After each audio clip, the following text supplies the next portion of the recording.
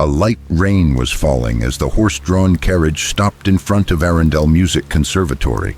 The December fog in London was so thick that one had to squint to see their own steps. Dorian Vale stepped down first, his gray cloak brushing the damp stone ground. Lucien Crowe followed, his eyes still fixed on the hastily written letter. "We need your help. A mysterious death, and something isn't right within these walls." Headmaster Albert Grayson welcomed them with a haggard face, his eyes betraying a deep fear. "Margaret Bell. She died in practice room 7. The door was locked from the inside. But the strangest part, the piano was still playing when we broke in. There was no one there." Lucien shivered, not because of the death, but because of the sound he imagined. A melody without a player echoing through a sealed space. Practice room 7 was small, its walls insulated with dark mahogany. A German upright piano stood at the center. Atop it lay a handwritten music sheet, the notes twisted and chaotic as if penned by an unsteady hand. The title was, in Italian, Sonata No. 13, Lamento della Notte. Dorian sat at the bench, quietly examining the keys.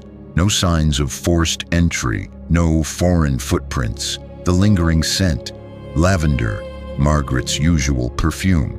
Out of curiosity, Lucien pressed a few keys. The notes echoed as if returning from a void.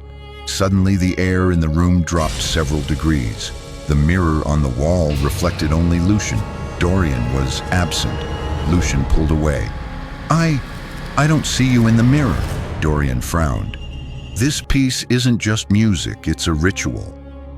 In the conservatory's library, Dorian researched forbidden compositions. Sonata No. 13 was not listed, but internal student records mentioned strange incidents. Music playing at night with no one at the piano and a sense of being watched. Lucien interviewed the students. A girl named Clara said, "Margaret used to play it late at night. She said she could feel the composer listening to her." Another student, James Elric, was different. He was unnaturally obsessed. "It's unfinished, but I've almost completed it. I found the ending." Dorian warned, not every song should be finished. Lucien was directed to Agnes Haywood, a blind old woman who lived in the conservatory's old dormitory. Though her eyes were clouded, she vividly remembered her years studying under Elias Harrow, a musical genius who vanished mysteriously in 1847. "Elias wasn't mad," she said. "He simply heard what we couldn't. He used to say, 'Sound is a door. If you arrange the notes correctly, you can open it.'" Lucien asked, "The 13th Sonata?" She paused. "It's not just a composition. It's a ritual, a coded summons to call a soul back, but it was never finished, until someone dared to complete it." James Elric showed Dorian his rewritten sheet, the ending penned in red ink, filled with strange symbols resembling ancient geometry.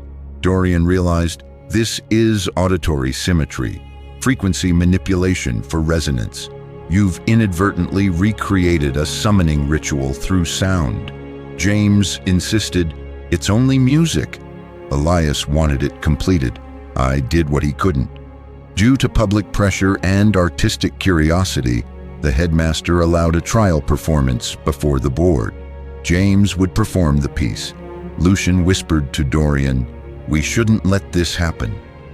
Arundel's grand hall echoed with music as James began to play. The melody started beautifully, then warped into something eerie, offbeat, as if speaking another language. At the final passage, all lights went out. The doors slammed shut.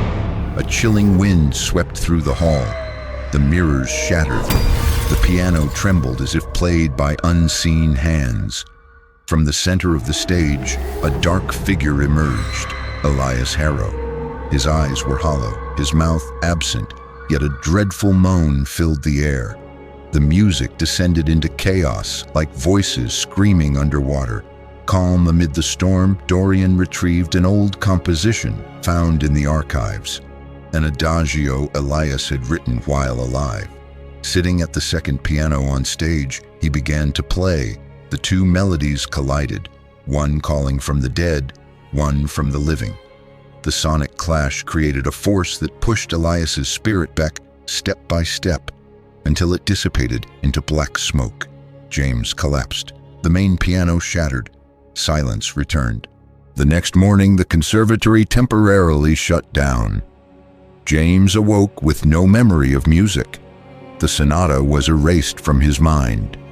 Lucien concluded in his notes, "Some melodies are not meant for mortal ears, and some voices, though set to rhythm, belong to places we should never enter."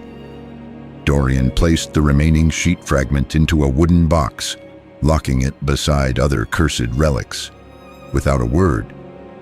But as the two men left the conservatory, Lucien glanced back at the mist-veiled practice rooms. For a moment he was certain he heard a stray note echo through the silence. Dorian turned. "Did you hear that?" Lucien said nothing, yet inside his coat pocket, a slip of parchment, one he hadn't seen before, stuck out. On it were unfamiliar musical markings and a single scribbled line, "Opening movement, a prelude for the second one."